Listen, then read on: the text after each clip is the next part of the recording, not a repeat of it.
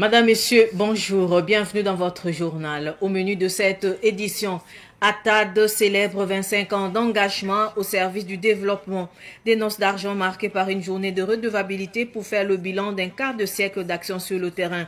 Une célébration qui met en valeur la fidélité des membres, la richesse des expériences vécues ensemble, ainsi que la capacité d'adaptation et de compromis qui ont permis à l'association de perdurer. On en parle dans ce journal. Le cinéma burkinabé sera à l'honneur du 7 au 14 décembre prochain. Le Sénasa annonce les couleurs lors d'une conférence de presse. Les détails dans quelques instants. L'autorité de régulation de la commande publique ARCOP a tenu hier à Ouagadougou une conférence de presse pour présenter son rapport d'activité de l'année 2024. Une rencontre placée sous le signe de la transparence, de l'innovation et de l'amélioration continue du système de commande publique. Plus de détails avec Madina Touedrao. En 2024, plus de 4000 marchés publics ont été conclus par 37 autorités contractantes pour une valeur globale d'environ 616 milliards de francs CFA. Près de la moitié de cette enveloppe a été dédiée aux investissements, suivis des marchés de fourniture, de services courants et des prestations intellectuelles. Une progression si l'on compare à l'année 2023, au cours de laquelle 4164 marchés avaient été conclus pour un montant de 206 milliards de francs CFA. La difficulté que la COP a, vous verrez que dans la partie concernant la base de données, les statistiques que nous devons avoir pour avoir une base de données fiable, en fait, peine toujours à se mettre bien en place. Donc, heureusement, en 2024, quand les plus hautes autorités ont décidé de la mise en œuvre de ce qu'on appelle le projet IGP, le e-procurement. Donc, c'est effectivement dématérialiser la passation des marchés. Et cet outil-là, nous l'avons lancé et les équipes sont à pied d'œuvre pour nous produire quelque chose d'ici la fin de cette année. Dans le cadre des réformes, un nouveau code a été adopté pour renforcer la lutte contre la fraude. L'innovation majeure concernant la réforme, c'est donner plus de célérité dans le traitement dans nos dossiers, dans les dossiers concernant la passation des marchés, sans pour autant sacrifier la question de la transparence et de la lutte contre la fraude et la corruption. À cet effet, vous verrez que dans les réformes, on a adopté un code d'éthique et de déontologie sur la commande publique, donc qui renforce en fait la lutte contre la fraude et la corruption et même définit en fait un certain nombre d'infractions. Toujours en termes d'innovation, on a pris en compte dans cette relecture la prise en compte de ce qu'on appelle les achats responsables, communément appelé APD. Donc c'est la prise en compte de la dimension sociale, environnementale et économique dans la passation des marchés. Par ailleurs, au cours de l'année 2024, 24 dénonciations ont été reçues par l'ARCOP, dont la moitié s'est révélée fondée. Pour l'autre moitié des dénonciations, le traitement a conclu à des divergences d'interprétation. Je le disais tantôt, l'Alliance technique d'assistance au développement ATAD fête ses 25 ans d'existence. À cette occasion, l'association a tenu une journée de redevabilité. C'était hier à Kaya, dans le San Matenga, en présence de Germaine Faram. Rasmata Ouedraogo, déplacé interne à Kaya dans la région de Kulse, confectionne des sacs traditionnels. Une connaissance qu'elle a acquise grâce à une formation de ATAD, Alliance technique d'assistance au développement. J'ai quitté à Kelbo. C'est ATAD qui m'a fait des formations de confection des sacs là, et formation entrepreneuriale. C'est que quelqu'un peut prendre 25 francs et puis ça devient 50 francs. Cette assistance humanitaire dont a bénéficié Rasmata Ouedraogo est la résultante des actions que ATAD mène sur le terrain au profit des couches vulnérables depuis 25 ans maintenant. En 25 ans d'activité, ce sont plus de 270 projets réalisés dans les domaines sanitaires, humanitaires, alimentaires, éducatifs et de la cohésion sociale qui permettent à ATAD de tenir cette journée de redevabilité. Nous fêtons aujourd'hui les 25 ans d'existence de ATAD. On a pu avoir la confiance d'une vingtaine de partenaires techniques et financiers qui nous ont aidés à mettre en œuvre environ 270 projets et micro-projets.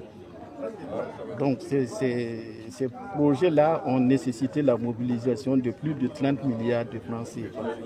Et nous avons vu des changements importants qui ont été opérés auprès des communautés, que ce soit individuellement que collectivement. Beaucoup de changements ont été opérés avec ce projet. En 25 ans d'activité, ce sont plusieurs centres professionnels pour l'autonomisation des femmes et des assistants psychologiques pour des secours d'urgence que ATAT a posé comme action. Des actions pour la sécurité alimentaire, la promotion de la paix et la cohésion sociale sont également l'œuvre de l'association dans 5 régions du Burkina. Des opérations utiles que les autorités régionales des QLC reconnaissent. Aujourd'hui, plus que jamais, notre région et notre pays ont besoin d'organisations solides, enracinées, compétentes et innovantes comme ATAT. Des organisations capables de traduire les aspirations des communautés en actions concrètes au service d'un Burkina Faso résilient, juste et prospère. À l'aube de ce nouveau quart de siècle, je formule 3 vœux pour ATAT. Que l'organisation poursuive son engagement avec la même passion, la même rigueur et la même vision partagée du développement. À cette journée de redevabilité de ATAT, Alliance technique d'assistance au développement, le mérite de ses partenaires ont été reconnus. Pour marquer ces 25 ans de création, les membres de ATAT ont manifesté leur adhésion à l'initiative Faso-Mebo de Kaya à travers un don de matériel de travail. Et puis le palais royal de Sa Majesté le Moro Naba Baongo a reçu hier le coach Simon Ouedraogo et des étudiants boursiers de son centre Amrich. Le coach Simon Ouedraogo et son équipe ont bénéficié une fois de plus de bénédiction du Moro Naba Baongo. Ahmed Joël Comporé nous fait le point de la visite. Le métaphysicien burkinabé coach Simon Ouedraogo est ici au palais du Moro Naba avec ses étudiants. L'objectif de la visite est de remercier le Moro Naba pour son accompagnement et aussi bénéficier de ses précieux conseils. Aujourd'hui, on est là avec les boursiers, avec les étudiants d'Amrich également, pour lui dire encore merci. Merci pour ses bénédictions, merci pour tout ce qu'il a pu vraiment nous prodiguer comme conseil et lui dire vraiment merci et recevoir assez de bénédictions parce que on est en train d'ouvrir encore des nouvelles pages de notre formation, de notre coaching. On a besoin encore de l'énergie royale. Pour le coach Simon Ouedraogo, rendre visite au Moro Naba à chaque étape de la formation et du coaching est un acte primordial. Il faut que je vienne voir le Moro Naba à chaque étape parce qu'il y a un proverbe Mouaga qui dit ça veut dire qu'il faut tout faire pour que celui qui aime la calomnie, l'hypocrite, ne te dévance pas chez le roi. Il faut toujours être le premier à aller chez le roi. Et quand le roi te connaît, quand les gens vont dire quelque chose, le roi sait que ce n'est pas ça. Donc, raison pour laquelle non seulement nous sommes en quête d'énergie royale, comme je vous ai dit, le Moro Naba fait beaucoup dans l'éducation. Il a même publié des œuvres.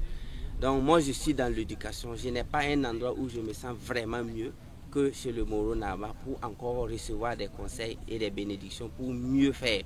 Donc, raison pour laquelle on est là. Le coach Simon Ouedraogo invite ses étudiants à emboîter ses pas pour leur propre réussite sociale. Tout étudiant est considéré comme un enfant et un enfant ne écoute pas les conseils. Un enfant regarde ce que les parents font.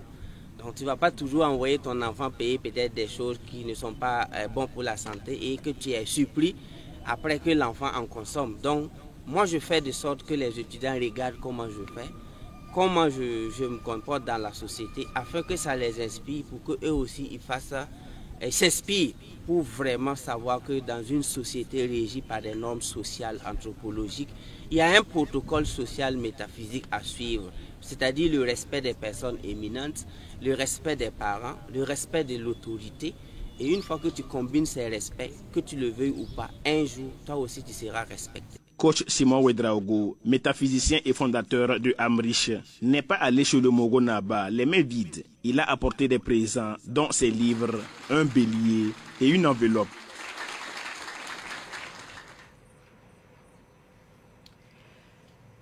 De son côté, le Baba national Floby sera sur la scène de la foire anniversaire de Savane Média prévue du 29 octobre au 2 novembre prochain. Une occasion pour l'artiste d'exprimer sa reconnaissance envers le groupe Savane Média qui a toujours été à ses côtés. Écoutons l'artiste Floby au micro de Madina Touedrao.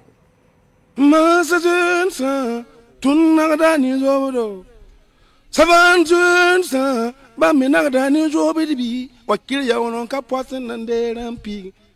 Média, c'est un média qui se fait parler d'elle par sa générosité d'abord, dans le quota de la musique burkinabé. Déjà, Savane, c'est un média qui se démarque des autres. Savane, c'est d'abord ce média-là qui respecte le quota pour la musique burkinabé. Donc déjà, Savane et moi personnellement, comme je suis artiste, Savane a beaucoup fait pour moi, Savane a beaucoup contribué dans ma vie. Donc voilà. Moi, j'invite la population à sortir massivement. Savane, c'est un média que la population burkinabé doit encourager. Et c'est un média que les autres médias devraient s'inspirer. Parce que culturellement, Savane, c'est du lourd. Donc ne vous faites pas raconter. Sortez massivement du 29 octobre au 2 novembre devant Savane.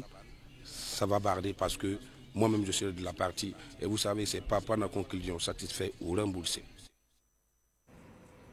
Les cinéastes burkinabés bientôt à l'honneur. Le Centre national des arts, du spectacle et de l'audiovisuel Senaza organise du 7 au 14 décembre prochain la semaine du film burkinabé.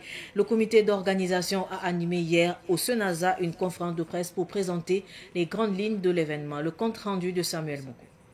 Au cours de cette semaine de films burkinabés, 8 films entièrement burkinabés porteurs de valeurs patriotiques vont être projetés. Car l'objectif du Centre national des arts de spectacle et de l'audiovisuel Senaza est la promotion du cinéma burkinabé comme outil d'engagement patriotique et de transmission de valeurs, selon le directeur général du Senaza. L'objectif principal déjà de mettre en valeur la production du film burkinabé, de mettre en valeur les cinéastes, mais aussi les acteurs, tous ceux qui interviennent dans la chaîne du cinéma burkinabé. Comme vous le savez, c'est dans les attributions du Senaza. En dehors du spectacle, le côté audiovisuel nous oblige à faire ce travail pour mettre en lumière nos réalisateurs, nos comédiens, nos techniciens de cinéma. Et c'est aussi une occasion, entre deux FESPACO, de créer une lucarne pour permettre aux populations de venir revivre les instants de FESPACO, mais en famille et puis bon, avec tout ce qu'il y a autour. La semaine du film burkinabé se veut donc être un cadre de diffusion, de réflexion et de transmission de valeurs et de savoir. Elle vise à inspirer les jeunes générations autour des valeurs de patriotisme, de responsabilité citoyenne et d'engagement pour le progrès collectif. Nous allons permettre aux gens de faire une immersion en arrière, le film rétro. Nous savons que nous avons des tontons, des papas qui rêvent de revoir Yaba au grand écran, ou Tilay au grand écran. Et voilà, il y a des grands films, des classiques de notre cinématographie qui dorment, que nous allons réveiller. Nous sommes orientés aussi jeunesse pour permettre aux scolaires, donc c'est-à-dire l'école primaire, mais aussi le lycée, d'avoir leur cadre à eux, des projections spécifiquement pour eux et avec des discussions derrière. Plusieurs activités sont au programme durant ces 7 jours, du 7 au 14 décembre prochain. Parmi les activités, une soirée d'hommage à un monument du cinéma burkinabé dont le comité va dévoiler l'identité bientôt, des séances de projection cinématographique, une soirée de projection à caractère patriotique, une soirée de projection et d'échange avec les scolaires, une soirée de projection de films rétro et une animation à l'espace aéré Amadou Balaké du Senaza. La semaine du film burkinabé va se dérouler sous le thème « Cinéma et révolution, éveil de conscience et souveraineté des peuples ». Tout autre sujet à présent, l'association Wenpanga Latondré a organisé jeudi dernier une journée de nettoyage au cimetière militaire de Bobo-Dioulasso. Cette initiative qui vise la préservation de la mémoire et l'honneur des héros de la nation a rassemblé militaires et population civile. Les détails avec Nongasida Thomasondo de Savane Média Ouest. Sous un soleil radieux, les participants se sont mobilisés dès le matin avec des coupe-coupes, de daba et des tricycles. L'objectif de cette opération était clair: rendre hommage aux soldats tombés pour la patrie et assurer que leur dernière demeure soit digne et respectée. Nous sommes là ce matin pour répondre à l'appel du président pour le développement du pays. Et c'est dans ce sens que nous sommes venus pour assainir ce cimetière. Ces personnes qui sont couchées ici sont des décédés à l'hôpital d'une maladie, soit au front. Et c'est grâce à eux que nous pouvons dormir en sécurité. Il est tout à fait normal d'assainir leur dernière demeure. Nous lançons un appel à toute la population afin qu'elle contribue au développement du pays. Nous avons choisi ce lieu parmi tant d'autres et nous allons faire de notre possible pour que le nettoyage de ce cimetière reste dans notre agenda, pour que ce lieu reste toujours propre tant que nous vivons. La présidente de la délégation spéciale de l'arrondissement numéro 6 de Bobo-Dioulasso, présente à cette action de salubrité, a rappelé son importance dans le renforcement des liens entre forces armées et population civile. Ici, nous avons nos héros qui reposent ici à jamais. Ils se sont battus pour défendre ce pays, donc le minimum c'est de nettoyer. Et c'est ce qu'on constate avec l'association ce matin. Donc nous ne pouvons pas laisser en marge de cette activité. On est venu accompagner et dire à l'association que ce qu'elle fait est bien. Et par la même occasion, lancer l'appel à d'autres associations, posant des actes citoyens pour rendre hommage à ceux qui se sont battus jusqu'au sacrifice suprême pour ce pays. L'occasion de ces rassemblements était grande pour sensibiliser les jeunes générations sur l'importance de l'histoire et du sacrifice des anciens combattants. En entendant d'autres initiatives de ce genre, le cimetière militaire affichera un moment, un visage nettement plus propre. Actualité sportive avant de clore cette édition d'information. Les étalons dames affrontent le vendredi prochain au match aller les éperviers dames du Togo pour le compte du deuxième tour qualificatif pour la phase finale de la CAN Maroc 2026. La manche retour aura lieu le 28 octobre prochain à Lomé au Togo. Et pour cette double confrontation, le coach national Pascal Savadogo a donné ce matin au cours d'une conférence de presse une liste de 26 joueuses. Ainsi s'achève cette édition d'information. Merci de rester fidèle au programme de Savane TV. Au revoir.